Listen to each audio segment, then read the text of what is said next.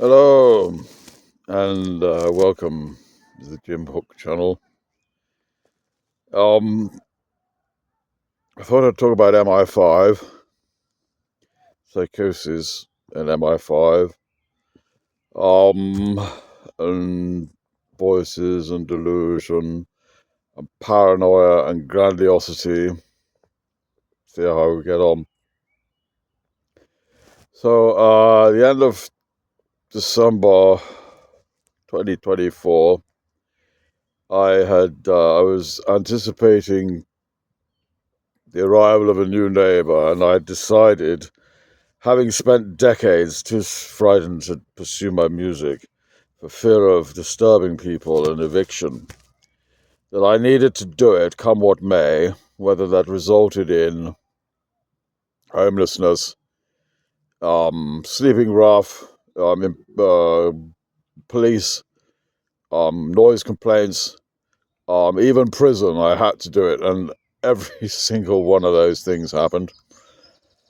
But I did pursue some recorder playing for a while, and the results of that, just a month or so's effort, I think it was. I think at one point I was doing quite a bit per day, just sight reading stuff. Is Rodrigo Records, which is on YouTube. I've lost access to that channel now. I've lost access to all kinds of things, emails, lost lots of files, music and art and things I think are irretrievable after computer crashes. Anyway, what is lost? Rodrigo Records, RODRIGORECORDS. Recorded in a dampened room with added medium hall church, I think it was medium hall reverb setting, with a mostly a plastic recorder. And actually there's a lot of snobbery about plastic and wooden, but we're supposed to talk about MI5. So MI5, yes. So the new neighbor objected to me being a musician, pursuing music. And as I mentioned, all those fears about what might happen, all of those came true. And now I've lost my home, and I've been in prison, and I've been in a psychiatric hospital for over 7 months now, yeah, because my Section 3 has elapsed. Anyway, so MI5, what happened with that? Well, initially, so I was already hearing voices, but I knew that they might be voices, and I was struggling to differentiate between the neighbor and the voices, which was which. But the very fact that I was countenancing the concept that it might be a neighbor rather than it might be voices rather than the neighbor is indication that I had not developed full-blown psychosis. I was still able to conceive. As far as I'm concerned, I've heard other people talk about, oh, they've been psychotic and known it was voices. Well, I think, well, I've been properly gone. I wouldn't even be conceiving of that. I mean, actually, when I was in the prison and I was hearing that I was thinking that that I had this reasoning that because I thought it possibly could be voices, I knew it can't be voices because I was able to consider that it might be voices. Therefore, I knew it was MI5. But yeah, it was a bit of a strange reasoning. But I was convinced of some things one day, and then convinced of exactly the opposite the next day, and then back to the first thing the third day. And I think actually that's part and parcel, in a way, of this weak central coherence thing of Asperger's and future prediction and anything being possible. Because if you don't know what happens next, well, then anything is possible. And so psychosis is one of those possibilities. And it's happened to me a few times. subsequent to the prescribing of antipsychotics for off-label uses. But talk about that another time. I already mentioned that in the previous video.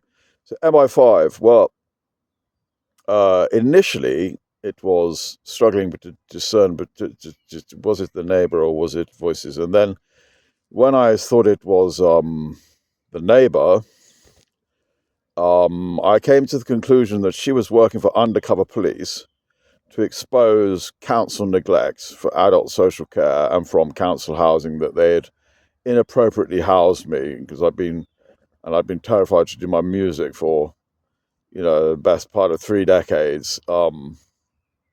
Despite that being my reason for being here, really, is to be doing music. Whether or not I'm any good at it is another matter. I've been all right in the past.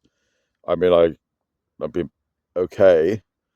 But what I mean is, my reason for being here is a need that I have. It's not just it's not just a hobby or an interest or emotional regulation. It's something. It's structure for me. It's predictability. It's something. It's fidgeting. It's everything to me, and I'm not doing it at the moment. Had some problems at the hospital with it. Anyway, I want to talk about MI5. So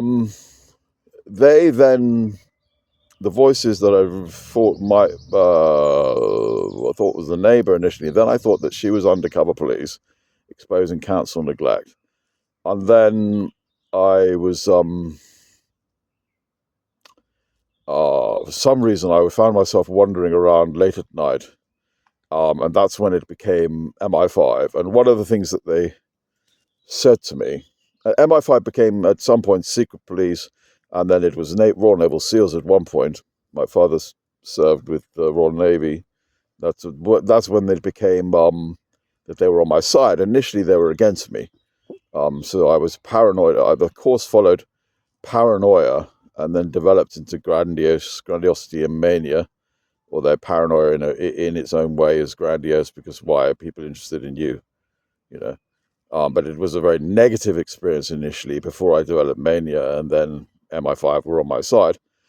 And one of the things that they said to me initially, when they're getting me to do things to incriminate myself around Bristol, so that they had complete and utter control of me, and amongst, for example, getting into somebody's van and taking some powder from the back of the van, which I was told was drugs by MI5. But actually it was just washing powder or something like that, running off with this washing powder.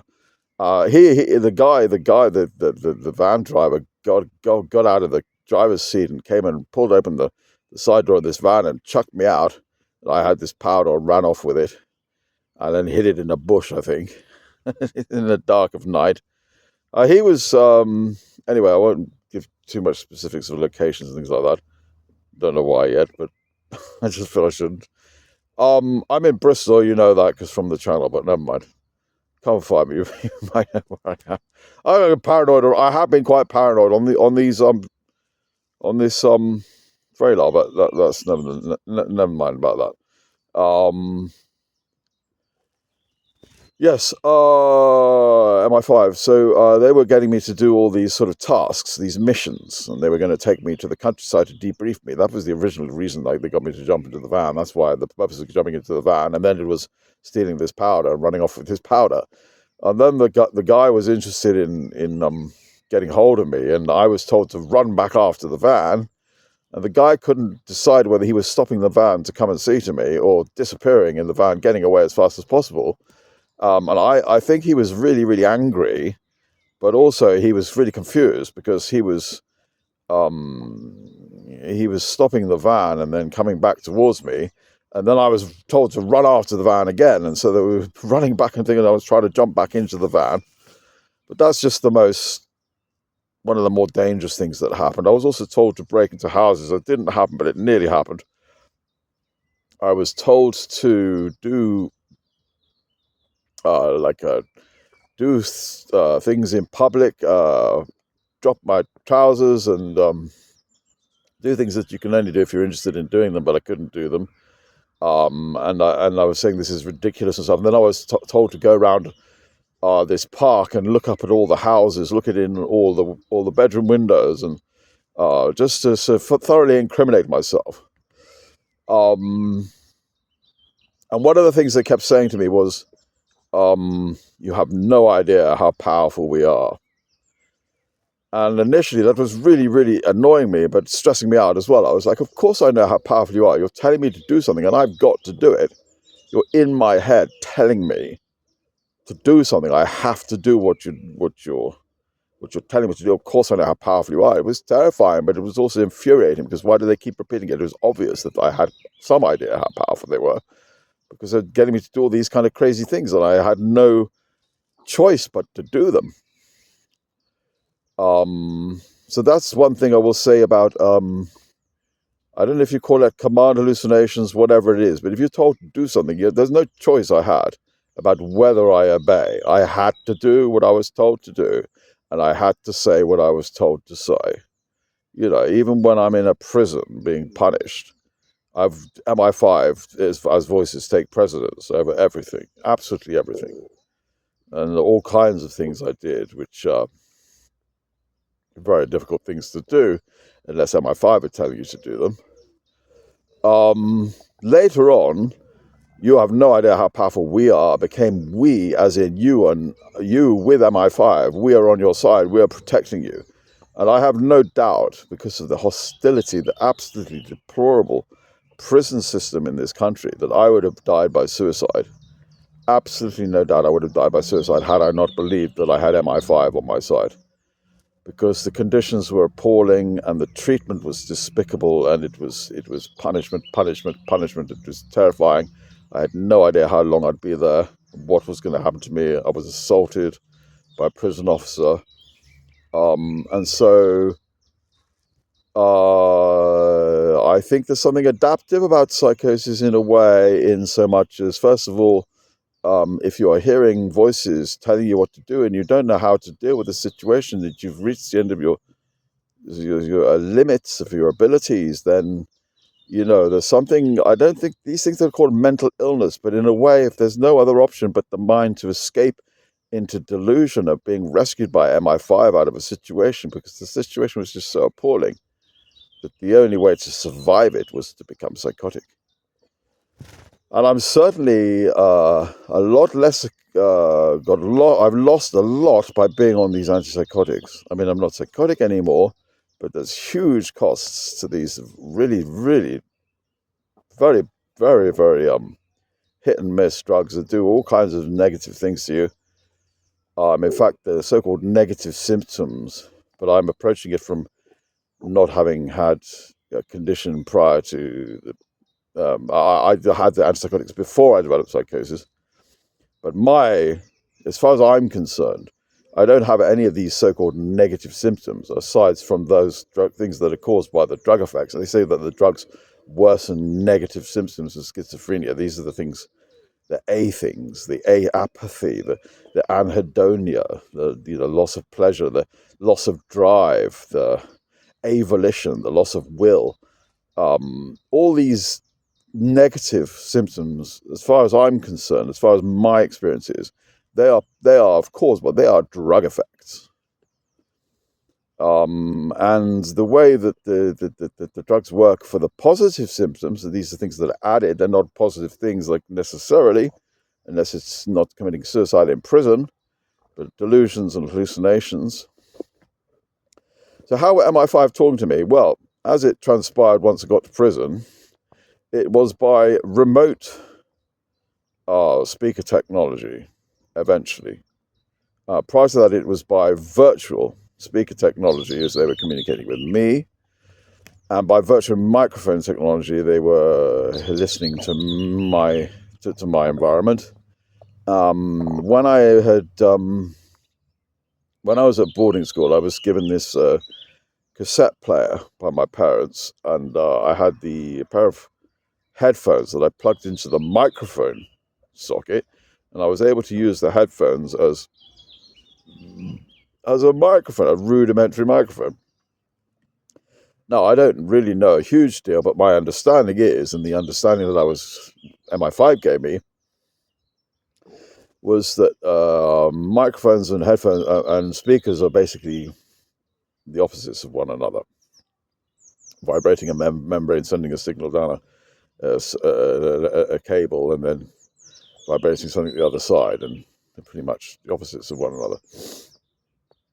I don't know if that's, I don't know if that's true or not. I think it might be.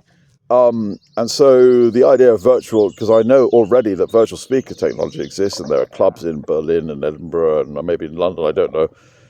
We don't actually need a physical speaker cabinet. You just project a sound source to place in the room, so people can listen to different sorts of music, and the music doesn't bleed or spill over into other rooms like it might do in a traditional club with traditional speaker systems. Anyway, the camera, how did they could see what was going on by something similar to echolocation, by combining the remote, the virtual, because it became remote later that I had a chip implanted in my ear, and that had been during an ear examination from years before, and that's how that had gotten in there, apparently, But prior to that, it was virtual. A combination of the virtual speaker and the virtual microphone, like bats do, echolocation was able to map out my environment. And then much in the same way, as you reverse a speaker to get a microphone and reverse a microphone to get a speaker, you then reverse the camera technology and you can create virtual environments. This was just something positive for the future that MI5 were talking about, and actually they might have even been trialing it or something, and you could have virtual prisons in the future. You wouldn't actually need actual prisons, but they were actually against prison, and that prisons just never... And one of the things they were getting me to shout is that punishment does not motivate human behavior for the better at all. Only reward does that. And I think that's probably fairly reasonable. It's probably the case that, punishment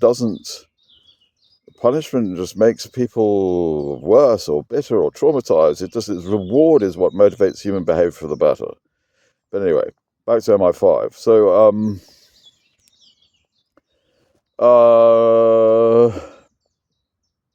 then they were able to communicate with my thoughts. They'd made a breakthrough. The reason I'd suddenly started hearing from MI5 or secret police, as I thought they were at the time, in December of 2024, is that they had developed software on the 21st of December. There's actually a date it started happening. They developed software as a breakthrough technology, and it had transpired that, I don't know if you know a pianist called Glenn Gould, who hums along when he plays the piano. Well, when I play the flute, there's videos of me playing flute as a youngster, and I hum along underneath the tone that I'm playing, and